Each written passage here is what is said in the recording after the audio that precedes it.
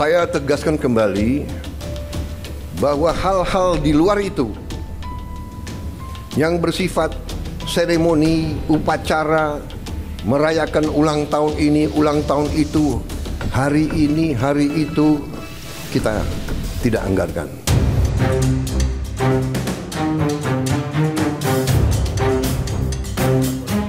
Implementasi berbagai program pemerintahan Prabowo Gibran membutuhkan sejumlah penyesuaian. Salah satunya adalah dukungan anggaran untuk program unggulan Prabowo Gibran makan bergizi gratis. Besarnya anggaran yang dibutuhkan untuk program ini membuat sejumlah penyesuaian dilakukan. Akibatnya, sejumlah kementerian dan lembaga terpaksa mengencangkan ikat pinggang lantaran anggarannya dipangkas. Beberapa kegiatan seremonial di tiap lembaga dihapus. Bahkan, perjalanan dinas yang dianggap tidak perlu juga ditiadakan. Seluruh perintah itu tertuang dalam instruksi Presiden Prabowo Subianto tahun 2025. Perjalanan dinas dikurangi. Saya potong setengah. Dengan setengah kita bisa menghemat 20 triliun lebih. Kalau kita hitung 20 triliun, berapa puluh ribu sekolah, gedung sekolah bisa kita perbaiki. Dari kebijakan pangkas anggaran tersebut, Prabowo menargetkan penghematan sebesar 306,69 triliun rupiah. Perintah Prabowo langsung ditindaklanjuti oleh Kementerian Keuangan. Kementerian Keuangan pun mengeluarkan surat ke jajaran Kabinet Merah Putih. Surat ini berisi efisiensi dan penyesuaian anggaran terhadap 16 pos belanja negara. Lakukan lagi adjustment agar makin tajam. Berbagai penyesuaian anggaran di kementerian dan lembaga yang diinstruksikan oleh Bapak Presiden sedang berjalan. Tujuannya agar birokrasi makin efisien dan kegiatan serta penggunaan uang negara APBN betul-betul bisa langsung dinikmati masyarakat. Berbagai kementerian dan lembaga telah menyampaikan rencana efisiensi anggarannya ke DPR. Bahkan, beberapa di antaranya memangkas anggaran hingga triliunan rupiah demi mendukung program prioritas Prabowo Gibran.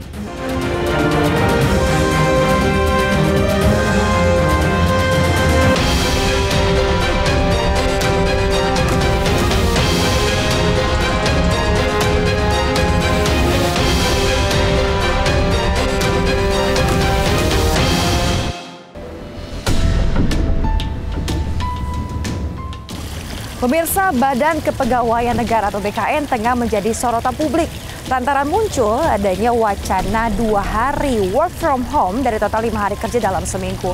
Hal ini disebut-sebut sebagai buntut dari adanya efisiensi pemangkasan anggaran di tahun 2025. Namun di sisi lain pemirsa, muncul juga surat edaran BKN yang berkaitan dengan efisiensi anggaran, namun tidak ada satupun poin yang membahas terkait dengan work from home.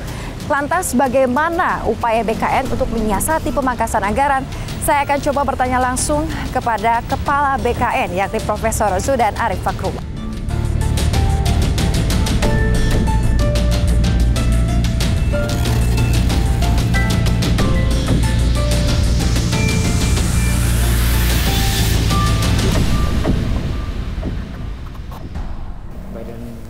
Assalamualaikum. Waalaikumsalam warahmatullahi. Yasmin, apa kabar? Saya Yasmin dari Sinar News. Baik, kabarnya Prof Zudan apa kabar? Alhamdulillah, baik Yasmin. Baik ya, Bapak apa kabar Pak? Alhamdulillah baik. Pak, saat ini kan tengah ramai perbincangan di masyarakat terkait dengan efisiensi yang mengarah pada pemangkasan anggaran. Kalau di BKN sendiri seperti apa sih Pak? Oh, kalau gitu kita ngobrol di dalam aja. Boleh banget. Ya, di dalam aja. Mari Mas Ridwan, kita di dalam. Ya. Terima kasih Pak. Inilah rincian pangkasan anggaran kementerian dan lembaga yang ditetapkan Menteri Keuangan Sri Mulyani. Alat tulis kantor ATK dipangkas hingga 90%. Belanja percetakan dan souvenir dikurangi hingga sebesar 75,9%. Sewa gedung, kendaraan, dan peralatan dipangkas hingga 73,3%. Belanja lainnya yang tidak terkait langsung dengan prioritas pembangunan dipangkas 59,1%. Anggaran untuk kegiatan seremonial dipotong 56,9%. Perjalanan dinas, baik dalam maupun luar negeri, dipangkas sebesar 53,9%. Kajian dan analisis dipangkas hingga 51,5%. Rapat, seminar, dan kegiatan sejenis dikurangi hingga sebesar 45%. Anggaran untuk jasa konsultan dikurangi hingga 45,7%. Honor output kegiatan dan jasa profesi dipangkas sebesar 40%. Infrastruktur dipotong sebesar 34,3%. Pengadaan peralatan dan mesin dipangkas hingga 28%. Diklat dan bimbingan teknis dipangkas 29%. Lisensi aplikasi dikurangi sebesar 21,6%. Bantuan pemerintah dipangkas hingga 16,7%. Sedangkan pemeliharaan dan perawatan dipangkas 10,2%. Ya, Prof. Zudan, ini terkait dengan efisiensi anggaran. Tadi kita melanjutkan perbincangan di luar ya Pak ya. Ini untuk di BKN sendiri seperti apa sih Pak? Ya, jadi Mbak Yasmin, kalau yang namanya efisiensi anggaran dalam tata kelola pemerintahan 25 tahun saya di birokrasi, ini adalah hal yang biasa. Setiap waktu selalu ada program-program ya yang setiap tahun itu dilakukan efisiensi. Jadi dalam penyelenggaraan pemerintahan bagi kita para ASN yang sudah lama bekerja itu adalah hal yang biasa dan kita semua harus adaptif terhadap perubahan-perubahan. Nah, salah satunya adalah bagaimana agar kita bisa bekerja efisien dan efektif dengan dana yang tersedia tanpa mengurangi kualitas kinerja. Gitu. Oke, tanpa mengurangi kualitas kinerja. Kuncinya di situ. Oke, tapi untuk di BKN sendiri poros apa saja Pak yang terkena dampaknya Pak? Yang bisa kita lakukan efisiensi itu adalah hal-hal yang seperti meeting, rapat-rapat, perjalanan dinas, itu kemudian bagian dari yang terkait program-program yang tidak berdampak langsung kepada masyarakat. Nah, itu bisa kita lakukan efisiensi. Itu adalah hal yang biasa. Nah, kemudian yang terkait dengan kepegawaian, gaji, tunjangan, itu tetap tidak kita lakukan efisiensi. Oke, Prof, lantas di media sosial juga muncul surat edaran KOP gitu berisi 10 poin penghematan dilakukan oleh BKN. Itu sebenarnya real atau hoax atau seperti apa sih Prof? Itu adalah yang dilakukan oleh Bu Sestama untuk mengatur internalnya BKN. Kan harus ada agar bisa dipedomani oleh 14 kantor wilayah di BKN. Jadi itu untuk BKN saja, bukan untuk semua kementerian dan lembaga. Karena untuk ada juga yang bertanya, ya, Prof, ya? Iya, itu untuk internal BKN. Karena kami punya 14 kantor regional yang tersebar di seluruh Indonesia dan 22 UPT, unit pelayanan teknis, yang harus diberikan guidance agar langkah-langkah agar tetap bisa berkinerja tinggi itu bisa kita tunaikan. Gitu. Oke, bisa direalisasikan gitu ya Prof ya. Terus ada juga Prof di sini salah satu poin disebut ada jatah bensin untuk pimpinan tinggi media 10 liter. Memang sebelum ada efisiensi ini berapa liter per harinya Prof? Ya, kalau selama ini itu kan pendekatannya yang penting kita teman-teman bisa bekerja dengan baik untuk rapat ke berbagai tempat. Kan eselon 2 kita itu rutin rapat di berbagai tempat. Ya, kalau ini nggak rapat ya nggak diberikan gitu. Oke, memang mobile terus ya Dok, Prof? Tinggi sekali. Oke, gitu. oke. Mobilitasnya tinggi teman-teman. Oke, untuk di lain selain BKN tentunya di kementerian atau lembaga lain juga adanya ini Prof, alokasi anggaran daya listrik telepon dikurangi. Berarti di BKN pun sama atau seperti apa? Iya, kita ini kan gedung lama ini. Jadi kalau gedung lama beban listriknya itu kan sentral, beban AC-nya sentral. Maka kita menggunakan pendekatan kalau ada yang lembur, itu lembur semua. Jangan satu gedung yang lembur dari 12 lantai, yang lembur hanya satu lantai, tapi listrik harus nyala semua. Nah, kita atur strategi kerjanya. Dan memang kita harus lebih efisien lah, Mbak Yasmin, lebih hemat. Karena selama ini teman-teman listrik nggak dipakai masih nyala. AC nggak dipakai masih nyala. Nah, langkah penghematan ini penting. Karena selain untuk menjaga agar ekosistemnya lebih baik, karena energi yang terpakai kan banyak, ini pasti akan mengganggu ekosistem. Selain itu juga agar kita disiplin, kalau ruangan nggak dipakai ya listriknya dimatikan, ya kan? Kalau nggak dipakai rapat, laptopnya ya dimatikan, seperti itu. Banyak hal yang bisa dilakukan untuk penghematan. Betul ya Prof sekali. ya? Efisiensi ini saya kira merupakan langkah baru yang harus terus kita lakukan dengan pendekatan yang lebih terstruktur. Betul sekali, setuju. Para ASN harus paham, kalau nggak dipakai, matikan. Betul. Ya Prof, lantas ada juga yang tengah viral di media sosial terkait dengan pola kerja, work from home or anywhere, 2 hari dari 5 hari dalam seminggu, Prof. Itu dikhususkan untuk pegawai BKN saja atau ASN secara keseluruhan, Prof? Jadi ini Mbak Yasmin, ya saya juga banyak mendapat pertanyaan. Jadi work from anywhere yang didesain oleh BKN ini hanya berlaku untuk BKN saja. Jadi tidak berlaku untuk kementerian dan lembaga. Oleh karena itu apa yang beredar di media itu tidak betul. Yang seolah-olah bahwa BKN mengumumkan untuk semua ASN WFA 2 hari. Kemudian WFO 3 hari. Itu tidak benar. Itu hanya berlaku untuk BKN saja. Dan di BKN pun dilakukan bertahap. Jadi mulai minggu depan itu 1 hari, di hari Senin. Kemudian kita evaluasi selama 2 bulan. Kalau 2 bulan kinerjanya semakin bagus, WFA-nya akan 2 hari. Sebenarnya WFA ini memang desain yang sudah dibolehkan di Peraturan Presiden nomor 21 tahun 2023 dan PP 94 tahun 2021. Jadi kita di Indonesia itu sudah ada regulasinya untuk WFA. Jadi nggak semata-mata karena efisiensi. Kalau di BKN itu lebih banyak dilakukan untuk kita membangun digitalisasi birokrasi. Kan yang dilayani oleh BKN itu ASN semua. Jadi bukan masyarakat. Kami melayani 4,7 juta ASN. Dan ASN ini kita juga ajak untuk mau sama-sama bergerak digital. Jadi ASN yang dari Jayapura, online saja dengan BKN. Semua dokumen dikirim online. Maka ini sekaligus WFA bagi BKN untuk menguji sistem kita. Handal atau belum sistemnya BKN itu. Nah kalau sudah handal, sudah bagus, syukur-syukur kalau nanti mau direplikasi di kementerian yang lain. Boleh, Pemda mau mereplikasi sistem online-nya, sistem digitalnya. Karena begini juga Mbak Yasmin, BKN ini sudah invest SDM digital, invest alat-alat, ya, invest infrastruktur. Nah ini mau kita optimalkan. Jadi investasi di bidang digitalisasi ini akan kita optimalisasikan. Termasuk yang sangat penting, BKN ingin mencari SDM yang bertalenta digital. Jadi anak-anak muda yang di BKN ini kita cari yang talenta digitalnya siapa saja. Yang ke depan ini bisa menjadi motor penggerak digitalisasi birokrasi. Kan kita tahu ASN kita ada yang umur 25 sampai 35, 35, 45, dan 45 sampai dengan pensiun. Itu karakter digitalnya berbeda-beda. Nah kalau dengan WFA, dengan digitalisasi birokrasi ini, kita bisa menemukan karakter-karakter digital yang ada pada para ASN. Talent digitalnya ketemu.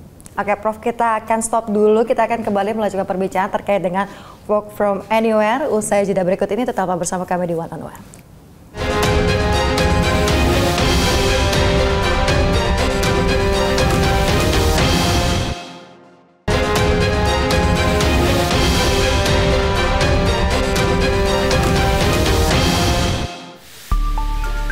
Saya tegaskan kembali bahwa hal-hal di luar itu yang bersifat seremoni, upacara, merayakan ulang tahun ini, ulang tahun itu, hari ini, hari itu, kita tidak anggarkan.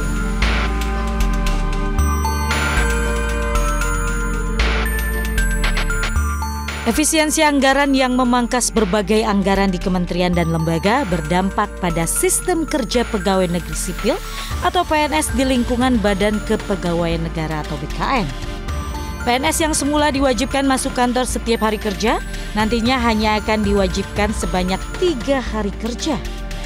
Diungkap oleh Kepala BKN Zudan Arif Fakhrullah, ketetapan ini untuk menindaklanjuti Peraturan Presiden atau Perpres nomor 21 tahun 2023 tentang hari kerja dan jam kerja instansi pemerintah dan pegawai aparatur sipil negara ASN PNS. Formula sistem kerja 3 hari kerja dan 2 hari work from anywhere atau WFA untuk mengakomodasi efisiensi anggaran yang bertujuan untuk mengurangi biaya yang tidak perlu. Selain efisiensi anggaran, sistem kerja ini juga bertujuan untuk meningkatkan kepercayaan masyarakat agar pemakaian anggaran tidak disorot sebagai penghamburan uang negara. Instruksi ini juga diharapkan dapat meningkatkan daya saing pegawai BKN dalam bekerja untuk mencapai target kinerja. Pelaksanaan aturan WFA akan dilaksanakan secara bertahap mulai dari kebijakan 1 hari WFA dan akan dievaluasi selama 2 minggu. Jika berhasil dan efisien, maka akan dilanjutkan dengan 2 hari WFA. Kemudian apabila penerapan 2 hari WFA di lingkungan BKN berhasil dilakukan efektif dan efisien dengan metode pengawasan kinerja harian, maka dipersilakan untuk menjadi percontohan bagi instansi-instansi lainnya.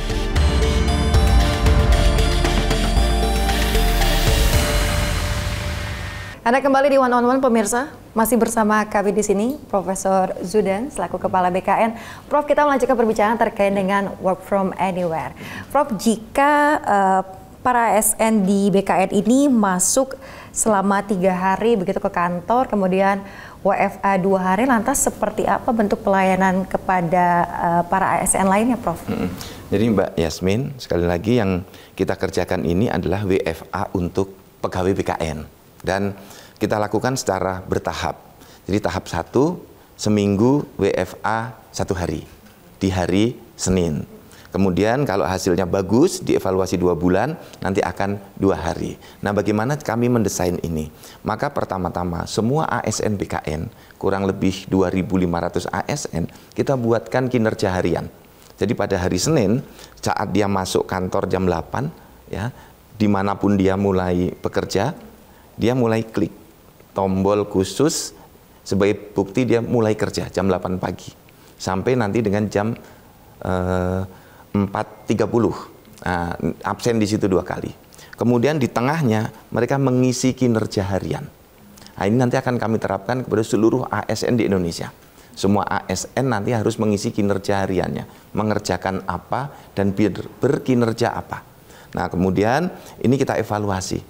Apakah target-target kinerjanya tercapai atau tidak dalam 1 hari itu. Nah, kemudian kalau ini nanti kita akumulasi menjadi target mingguan, target bulanan. Nah, kita lihat sampai 2 bulan ke depan. Nah, kalau ini bagus, kita lanjutkan. Di bulan kedua, kita cek lagi. Kalau ini bagus, di bulan ketiga nanti WFA-nya boleh 2 hari. Gitu. Kita lakukan bertahap sambil menguji sistem kita. Hang atau tidak gitu. Kemudian para ASN-nya lancar atau tidak mengisi kinerja harian. Sekaligus membiasakan teman-teman dari daerah. Ini yang dari daerah kan yang datang ke BKN banyak sekali Mbak Yasmin, banyak sekali. Nah, maka kita ajak setiap hari Senin layanannya online semua. Lewat Zoom, lewat chat, ya, lewat WhatsApp. Nah, itu kita lakukan. Sekaligus teman-teman di daerah tidak perlu datang ke BKN. Nah, ini kan hemat waktu. Saat naik pesawat bisa langsung, nggak usah naik pesawat, langsung dari daerah masing-masing. Jadi benar-benar efisien ya Prof ya? Sangat efisien dan menurut saya akan lebih efektif daripada dari Jayapura naik pesawat 5 jam ke Jakarta, ya kan? Atau kadang-kadang 8 jam dengan transitnya, 8 jam udah selesai untuk komunikasi. Kemudian yang dari Sukabumi nggak harus 3 jam 4 jam ke BKN, bisa langsung dari kantornya. Semua kita lakukan secara online. Secara daring gitu ya Prof. Betul. Ya. Tadi Prof juga sempat menyebut ini mencari pegawai bertalenta digital. Mungkin bisa dijelaskan lebih rinci itu seperti apa Prof? Kalau nature-nya ya pegawai di usia 55 seperti saya, itu nature-nya bukan nature digital. Karena kita itu kenalnya mesin tik manual, buku, belum file. Nah, anak-anak muda sekarang itu sejak bangun tidur itu yang dicari wifi, jaringan, ya kan, handphone, komunikasinya tidak lagi menulis tangan, tapi sudah dengan chat. Nah, ini yang kita cari. Karena ke depan, menurut saya dengan perubahan yang sangat kuat di bidang teknologi, layanan-layanan kita akan layanan digital. Di BKN juga akan seperti itu. Maka ke depan yang di BKN ini semuanya harus bertalenta digital, terbiasa dengan jaringan, terbiasa dengan gadget, dengan laptop, dengan email, ya, semua harus bergerak begitu, dengan file, tidak lagi dengan fotokopian kertas, ya, membaca file-file PDF seperti itu. Mudahnya seperti itu. Prof. Zudan, ini terkait dengan WFA, kabarnya tidak hanya berlaku di kantor pusat ataupun regional, tapi juga akan berlaku di setiap daerah di bawah dari BKN ini. Apakah benar atau seperti apa, Prof? Jadi kita akan memberlakukan di BKN ya, sekali lagi ini hanya untuk berlaku BKN dengan kantor regional dan UPT-nya. Nah, kami punya 22 UPT dan 14 regional. Maka kita atur bersama, jangan sampai di pusat WFA, di daerah full bekerja, nanti nggak nyambung sistemnya. Nah, kita buat yang di daerah, ya kantor regional, maksud saya, bukan pemerintah daerah, itu bersama-sama. Sehingga efisiensinya bisa kita lakukan bersama-sama. Jangan sampai saat di pusat WFA, yang dari kantor regional perjalanan dinas ke Jakarta, nanti nggak ketemu. Jadi ini kita gerakkan bersama, bergerak satu barisan. Di luar dari 10 poin yang berada di surat edaran, kemudian juga dari WFA itu sendiri, langkah lain apa yang dilakukan oleh BKN dalam proses penghematan ini? Ya, di dalam rangka efisiensi ini, pendekatannya harus double dengan yang namanya efektivitas. Ya, maka pola kerja yang harus kita lakukan adalah melihat dan mengecek kinerja. Jadi setiap unsur pimpinan di BKN selalu saya minta lakukan langkah plan, do, check. Rencanakan, yang sudah direncanakan dikerjakan, yang sudah direncanakan dan dikerjakan diawasi. Nah, inilah pintu bekerja secara efektif. Jadi rencanakan, kerjakan, awasi. Nah, kalau ini bisa dilakukan paralel di seluruh pegawai di BKN, insya Allah efektivitas tata kelola pemerintahan khususnya di BKN akan berjalan dengan lebih baik. Ya, saya optimis itu. Bersama-sama seperti demikian ya, Prof ya. Iya. Lantas Prof, terkait dengan efisiensi anggaran ini, apakah akan berdampak pada program prioritas di BKN itu sendiri? Kalau saya melihat yang sudah berjalan kurang lebih 1 bulan ini, insya Allah nggak berdampak negatif. Malah teman-teman semakin terpacu. Kalau dengan BFA, wah ini enak, bisa bekerja lebih nyaman, ya. Karena dia bisa memilih tempat bekerja dimanapun.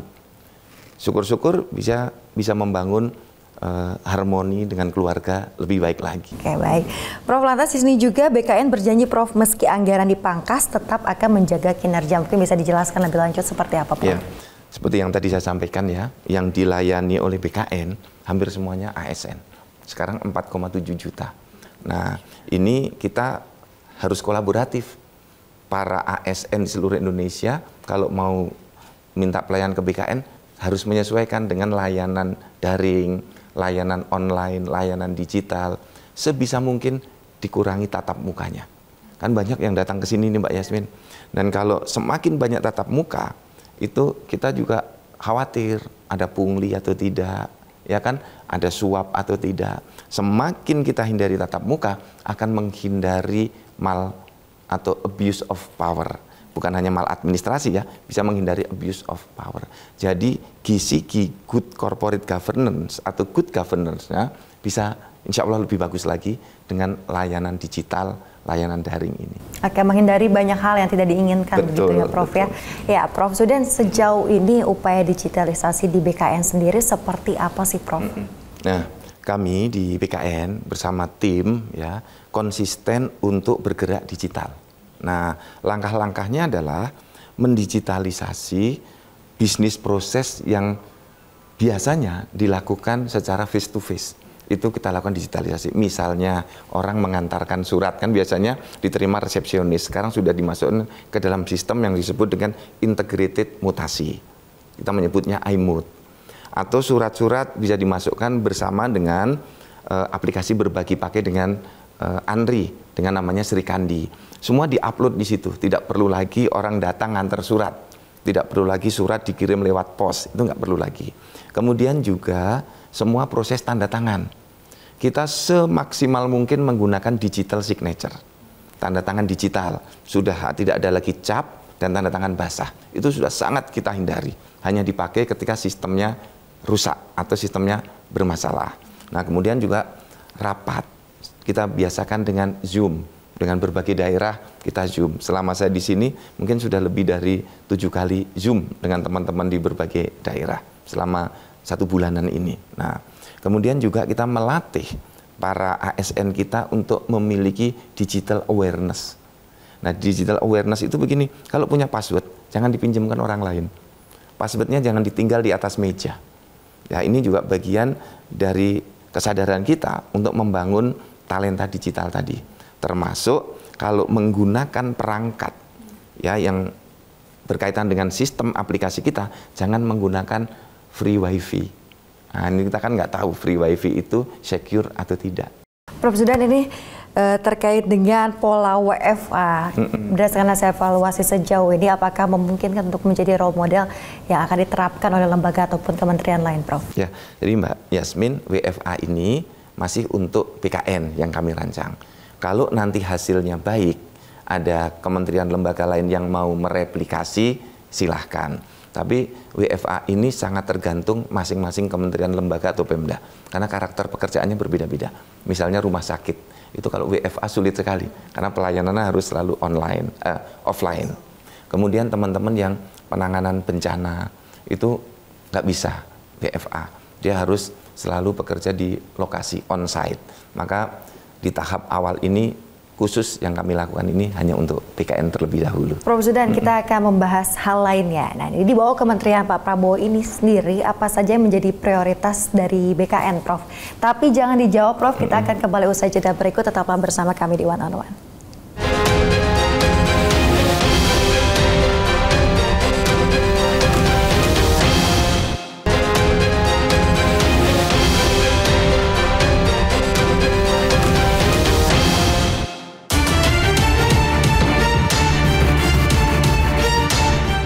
Menteri Keuangan Sri Mulyani memastikan tidak ada pemutusan hubungan kerja bagi tenaga kerja non-ASN atau honorer di kementerian dan lembaga negara di tengah kebijakan pemangkasan anggaran pemerintah.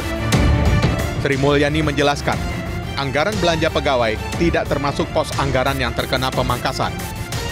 Begitu pula dengan anggaran program beasiswa Kartu Indonesia Pintar untuk mahasiswa, dipastikan akan tetap dilanjutkan. Kami memastikan bahwa langkah efisiensi atau dalam hal ini rekonstruksi dari anggaran kementerian lembaga tidak terdampak terhadap tenaga honorer. Untuk itu akan dilakukan penelitian lebih lanjut langkah efisiensi kementerian lembaga tersebut agar tidak mempengaruhi belanja untuk tenaga honorer dan tetap menjalankan sesuai arahan Presiden, yaitu pelayanan publik yang baik. Kepala Kantor Komunikasi Presiden Hasan Nasbi juga menegaskan, arahan Presiden soal efisiensi anggaran sudah jelas dan tidak akan menyentuh lini layanan masyarakat. Sehingga diharapkan kualitas layanan tidak akan turun hanya karena efisiensi. Arahan Presiden Prabowo Subianto sudah sangat jelas ya.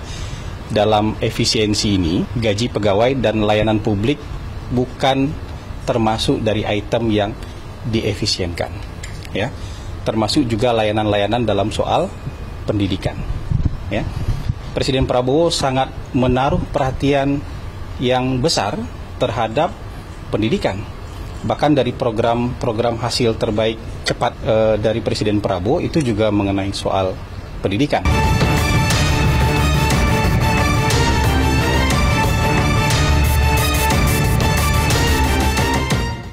Ya, Anda kembali bersama kami di One on One, pemirsa. Masih bersama saya, Profesor Zudan, selaku Kepala Badan Kepegawaian Negara. Prof, kita kembali berbincang terkait dengan tadi, Prof, di bawah pemerintahan Presiden Prabowo Subianto, apa saja menjadi prioritas dari BKN? Ya, jadi Mbak Yasmin, Pak Prabowo dan Pak Gibran itu punya program Astacita. Nah, untuk memenuhi kehendak dan mewujudkan tujuan Astacita itu perlu SDM. Nah, maka di BKN itu melakukan profiling ASN agar Astacita bisa terwujud dengan 4,7 juta ASN ini. Jadi kami menyiapkan ASN untuk bisa melaksanakan Astacita. Misalnya, kami kemarin dengan Pak Menteri Pertanian untuk mempercepat penataan PPL sekitar 36.000 untuk mendorong kemandirian pangan. Nah, hari ini saya dengan Bapak Kepala Badan Gizi Nasional untuk menyiapkan pegawainya untuk mengawai Badan Gizi untuk menyelenggarakan makan siang bergizi gratis untuk anak-anak kita. Nah, itu dari BKN concern di situ, termasuk dengan Kementerian Pendidikan Tinggi, kemudian Kementerian Dikdasmen, penyiapan guru-guru, dosen-dosen. Jadi kami fokus untuk membangun manajemen talenta. Nah, manajemen talenta ini adalah instrumen untuk menyiapkan ASN-ASN kita bisa mewujudkan tujuan negara. Tujuan yang dibangun di RPJP, RPJM, ya, di dalam RPJP itu kita ingin mewujudkan Indonesia Emas. Nah, ASN kita itu harus seperti apa agar Indonesia Emas di 2045 bersamaan dengan selesainya RPJP itu bisa terwujud. Termasuk Astacita yang akan dicapai oleh Bapak Presiden 5 tahun ke depan itu bersamaan dengan RPJM. Nah, ini kami harus menyiapkan ASN terbaik untuk bisa mewujudkan itu. Itu concern dari BKN. Oke, sejauh ini Prof, bagaimana prosesnya? Apakah ada hambatan-hambatan yang dihadapi oleh BKN itu sendiri atau seperti apa? Ya, kalau di dalam bekerja, hambatan itu kan selalu ada. Misalnya kita itu membutuhkan kader-kader terbaik, misalnya butuh ASN data science. ASN yang menguasai data science maksud saya. Kemudian ASN yang menguasai cyber security system. Kemudian ASN yang jago di investasi. ASN yang jago di hilirisasi. Itu kan belum ada. Maka kita harus melatih dulu. Harus menyekolahkan dulu.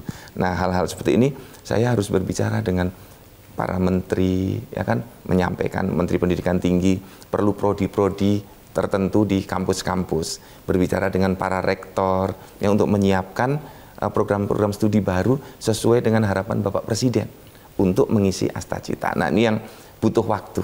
Sebenarnya bukan dalam hambatan yang tidak bisa diselesaikan, tapi butuh waktu untuk menyiapkan SDM untuk melaksanakan dan mewujudkan Astacita, RPJM, RPJP, dan Indonesia Emas itu. Oke, Prof, apakah ada target dalam waktu dekat untuk penyelesaian hal tersebut atau seperti apa? Nah, kita harus melakukan secara sistematik. Ya, program-program tahunan di BKN itu harus inline dengan program di Menpan, di kementerian dan lembaga, terutama untuk penyiapan SDM-nya. Misalnya pengangkatan CPNS. Itu kita harus tanya, CPNS yang dibutuhkan oleh kementerian lembaga, Pemda itu seperti apa? Dokter spesialis butuh berapa? Lulusan magister butuh berapa? Kalau perlu, langsung kita cari. Yang di masyarakat dokternya sudah banyak, kita rekrut. Jadi CPNS, jadi P3K, dokter-dokter spesialis yang di swasta, kalau dibutuhkan kita rekrut. Tentu dengan sistem kompensasi, remunerasi yang lebih baik lagi. Oke, sejauh ini sudah banyak Bu Prof yang tertarik untuk gabung? Banyak sekali. Ini lulusan-lulusan doktor, magister ya, yang ingin bergabung ke dalam program yang ada di ASN ini. Gitu. Prof Zudan, terkait dengan BKN saat ini, apakah ada unsur kebaruan dibanding dengan BKN di periode sebelumnya atau seperti apa? Mungkin bisa dijelaskan. Jadi kalau kita melihat sebuah institusi itu Mbak Yasmin, itu seperti melihat bangunan sebuah hotel. Hotel itu tersusun dari lantai 1, lantai 2, lantai 3, lantai 4, dan seterusnya. Maka BKN sekarang, katakanlah saya berada di lantai 8, itu terbangun dari lantai 1 sampai lantai 7. Ini dari karya-karya pendahulu saya yang sudah sangat bagus. Kemudian kita lakukan adaptasi untuk menyesuaikan dengan perkembangan, perubahan teknologi, dan harapan dari para ASN. Ketika harapan ASN meningkat, maka kami juga harus meningkatkan kualitas kinerja. Nah, ini tidak boleh kita tinggalkan peran pendahulu yang sudah sangat bagus, kemudian kita lakukan peningkatan-peningkatan sesuai dengan perkembangan yang terkini. Misalnya, dulu itu nggak ada yang namanya digitalisasi, karena eranya belum ada. Nah, sekarang teknologi berkembang sangat pesat, maka digitalisasi menjadi kebutuhan. Kalau dulu semua harus tatap muka, rapat dalam satu ruangan, sekarang ditemukan Zoom. Nah, kita bisa rapat dengan 1000 orang bersamaan dengan tempat yang berbeda-beda. Nah, inilah perubahan-perubahan yang kita harus lakukan dengan pendekatan yang lebih adaptif lagi. Oke, baik. Tapi sejauh ini apakah ada tantangan ataupun hambatan yang Prof rasakan selama berada di posisi sekarang selaku Kepala BKN? Alhamdulillah ya, dukungan kawan-kawan luar biasa. Para ASN di seluruh Indonesia juga begitu, di internal BKN juga begitu, sampai sekarang tidak terasa ada hambatan yang berarti. Semuanya lancar, alhamdulillah. Ya, banyak dukungan dan support dari orang-orang sekitar ya, Prof ya.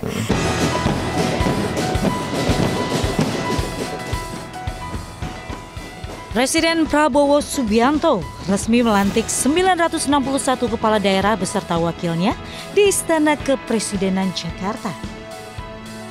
Pelantikan yang dilakukan secara serentak adalah kali pertama dilakukan dalam sejarah.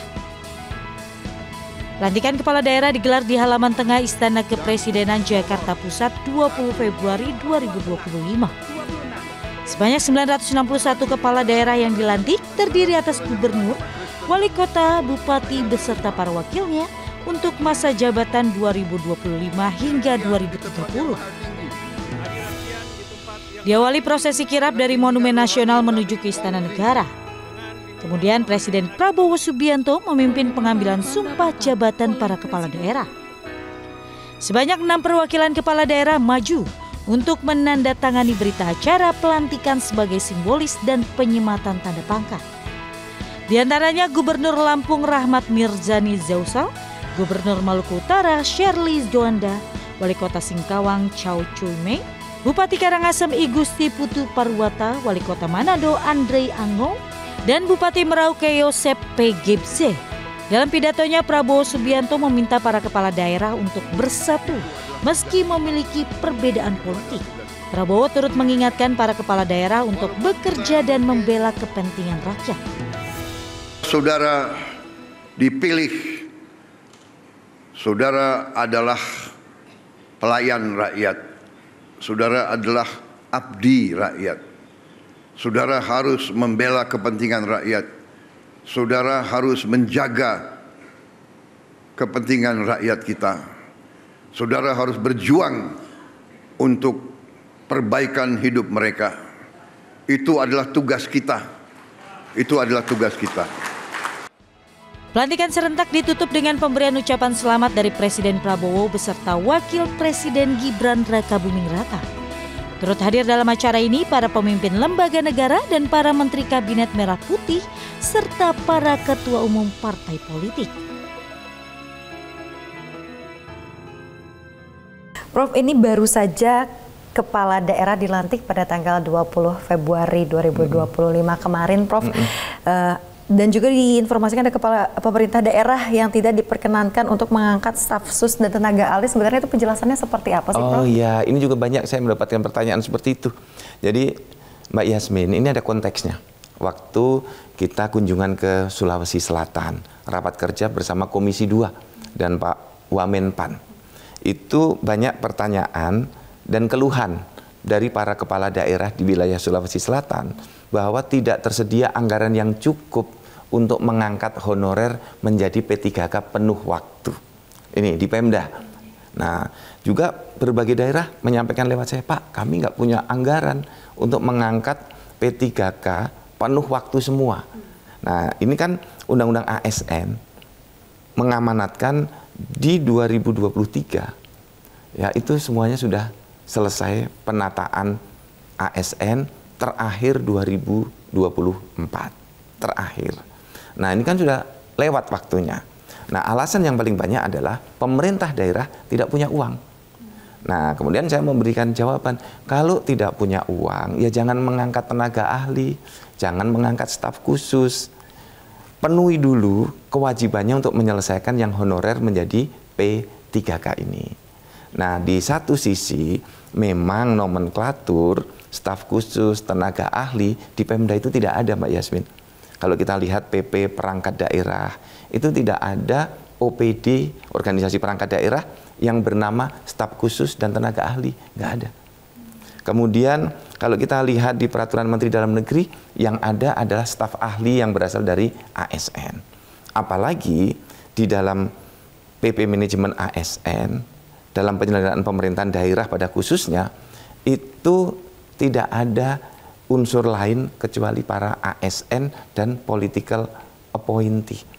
Bupati, wakil bupati, wali kota, wakil wali kota, dan DPRD. Jadi sepenuhnya di dalamnya harus ASN. Ke depan itu uang honorer saja sudah tidak boleh.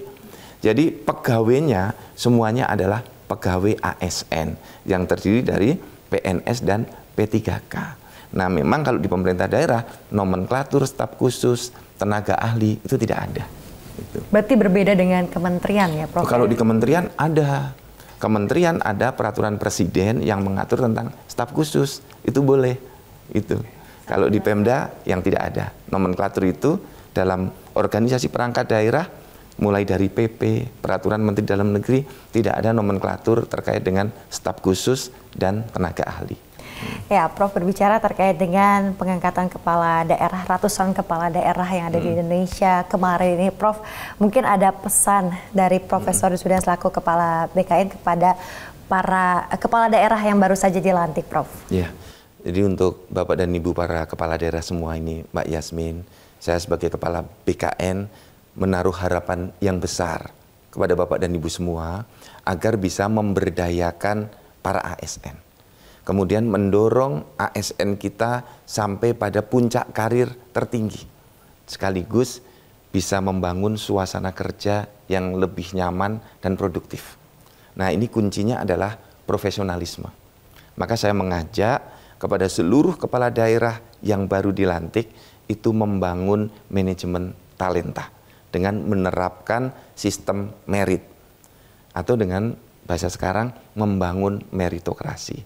Nah, meritokrasi ini adalah sebuah sistem yang memberi kesempatan yang sama kepada setiap orang yang memiliki kompetensi, berkinerja tinggi, memiliki kapasitas ya untuk duduk dalam jabatan. Nah, tentu dalam jabatan ini adalah yang bisa mewujudkan tujuan organisasi, tujuan daerah sampai dengan tujuan nasional. Kuncinya adalah Mbak Yasmin, kita harus objektif, yang bagus ya kita tempatkan di tempat yang bagus, yang berkinerja tinggi ya diapresiasi, tidak boleh ada balas dendam, balas jasa, dan balas budi, nggak boleh, harus dihindarkan itu. Kita bangun sistem meritokrasi dengan manajemen talenta. Oke, meritokrasi dan juga manajemen talenta itu kuncinya ya, Prof. Kuncinya ya? di situ. Oke, baik. Prof, lantas apa saja kiat dari BKN agar dapat menjalankan pemerintah ini dengan baik, kemudian pengelolaan pemerintahan juga berlangsung bersih, efektif, dan juga terpercaya, Prof? Nah, ini harus kolaborasi, harus sinergi. Mengelola pemerintahan, BKN tidak bisa sendirian, Mbak Yasmin. Karena BKN hanya mengerjakan bagian kalau di perusahaan yang namanya HRD, Human Resource Development. Tapi ada pekerjaan oleh tempat-tempat yang lain. Misalnya urusan pemerintahannya dikelola oleh Kementerian Dalam Negeri. Anggarannya mulai dari Kementerian Keuangan. Nah, ini kita harus bekerja bersama. Yang paling penting adalah kita semua memiliki semangat yang sama untuk mewujudkan good governance, tata kelola pemerintahan yang baik. Kemudian yang kedua, kita semuanya harus memiliki hal yang sama, yaitu niat baik. Kalau kita semua memiliki niat baik, kemudian didukung dengan political will untuk bisa bersama-sama mewujudkan program Bapak Presiden. Jadi kita fokus mewujudkan Astacita. Kita fokus mewujudkan RPJM, mewujudkan RPJP, dan Indonesia Emas. Jadi kita harus semua bergerak ke sana. Gitu. Oke, baik. Prof, terakhir Pak Sudan, ini apa inovasi dari BKN untuk mewujudkan Indonesia Emas 2045? Inovasi yang sudah ataupun akan dilakukan nanti. Jadi saat ini BKN sudah banyak membuat inovasi. Para pendahulu saya misalnya membangun sistem seleksi yang sangat transparan. Computer Assisted Test, CAT itu. Itu setiap kali selesai tes, nilainya langsung keluar. Nggak bisa diintervensi. Jadi keunggulannya adalah pada kecepatan dan transparansinya. Nah, kemudian BKN juga mendorong kita harus bergerak cepat. Nah, untuk bisa bergerak cepat menggunakan teknologi. Maka digitalisasi birokrasi akan kita dorong terus ke depan. Yang sudah dilakukan BKN sekarang akan kita perkuat, kita percepat, dan kita buat lebih masif lagi. Sampai ke depan, para ASN itu kita bisa lakukan manajemen talenta nasional. Ya, meritokrasi kita jalankan, dan di daerah kita awasi. Di kementerian dan lembaga juga kita awasi agar sistem berjalan dengan baik. Nah, di sini butuh sinergi. Kami akan terus bersinergi dengan semua kementerian dan lembaga. Itu kuncinya, Mbak. Prof Zudan, mungkin apakah ada pesan kepada seluruh ASN di Indonesia terkait dengan adanya efisiensi anggaran saat ini, Prof? Ya, jadi Mbak Yasmin, untuk kawan-kawan saya, para ASN, mari kita bersama-sama dengan menebarkan aura positif semuanya. Bahwa kita memang harus memasuki satu wilayah dan satu waktu di mana kita harus bergerak efektif dan efisien secara bersama-sama dengan cara-cara kerja yang lebih inovatif, lebih produktif. Kuncinya adalah kolaborasi dan sinergi. Kalau kita bisa terus berkolaborasi, bersinergi, kemudian berbagi pakai sistem, dan kita mau menggunakan teknologi dengan Zoom, tanda tangan digital, kita tidak harus bertemu tatap muka, layanannya dengan online, insya Allah teman-teman ASN kita akan bisa bekerja lebih cepat, lebih akurat, dan sangat efektif. Itu dia. Terima kasih banyak Profesor Zudan selaku Kepala Badan Kepegawaian Negara. Semoga tadi juga banyak sekali pertanyaan masyarakat yang sudah Bapak jawab ya secara jelas dan juga secara terang benderang, sehingga mungkin bagi masyarakat yang masih bertanya itu tadi jawabannya begitu luar biasa. Sekali lagi terima kasih banyak Profesor Zudan sudah bergabung bersama kami, dan pemirsa demikianlah One on One episode kali ini. Saya Asma Tania pamit undur diri, terima kasih dan sampai jumpa.